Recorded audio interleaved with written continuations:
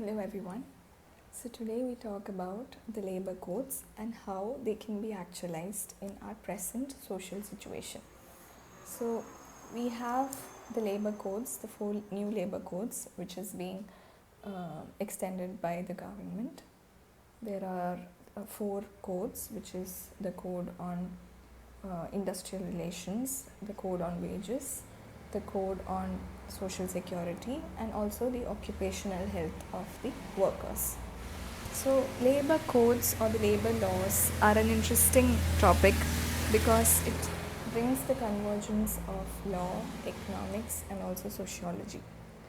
So, here the economic survey has actually expressed or actually published how the labor codes would bring a benefit or how they would reflect in the improvement of our economy. Now, to list few of the stats that's mentioned, it said in the economic survey that with the implementation of labor code, there would be an increase of formalization from 60% to around 75%. Second is that there would be an increase in around 77 lakh jobs. The third one is the encouragement or the improvement of the female labor force participation. And the fourth one is an addition of around 1.25% to the GDP of our economy. So, and this GDP improvement would happen by around 2029 to 2030. So, these are the positive or the optimistic stats that is put forth by the government in the economic survey. Now, while we turn after reading this and how we turn towards the reality of our labor market. Now, the informal sector in our country is around 80%. That is a magnanimous or like a overwhelmingly huge amount of workers involved in informal occupation. So that is a challenge in itself to deal with. Another thing or another reality of the labor market is now there is more preference for more contract job and less preference for permanent jobs. So just mentioning a stat, the permanent workers have fallen from 61% to 47%. So this fall is alarming because there is lesser preference or lesser encouragement for permanent jobs. Okay, and also with the labor codes, it has become easier for the firms to actually stray away from compliance or they can avoid the rules. For example, a factory that has to follow the labor codes in definition has increased from 10 workers to 20 workers. So this in itself increases the area for non-compliance.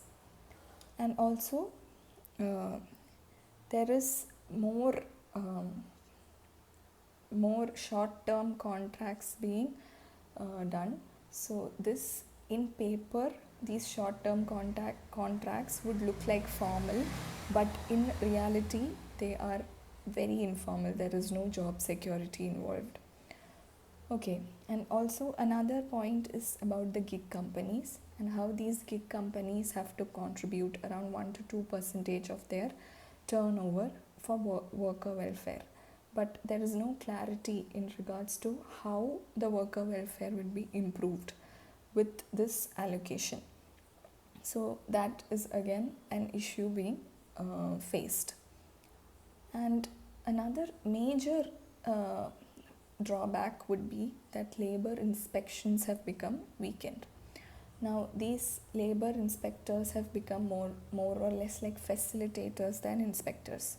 So, this lack of monitoring can cause a lot of problems for the workers.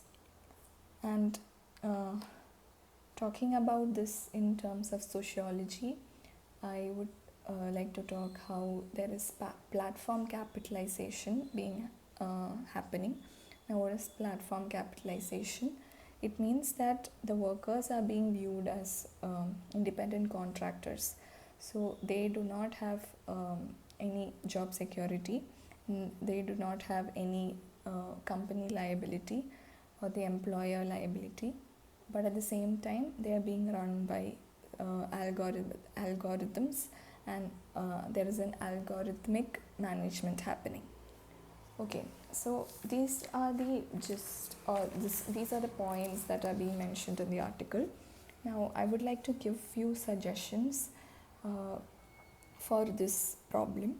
Now one would be bringing about a universal social security and not linking social security to only permanent jobs.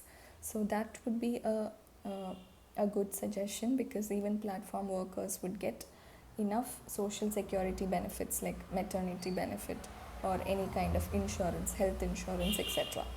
Another would be providing incentives or encouraging the formalization of companies. So providing them with any kind of tax incentives would help formal companies to actually, it would encourage them to do more formal hiring. Then strengthening of labor inspection. Uh, Even though there is an ease of doing business angle to it, along with the ease of doing business, we should also balance the welfare of the workers. And we should also encourage collective bargaining.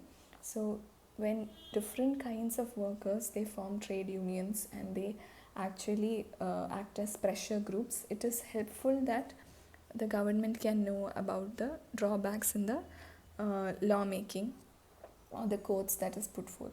So the workers should join together and agitate for their rights.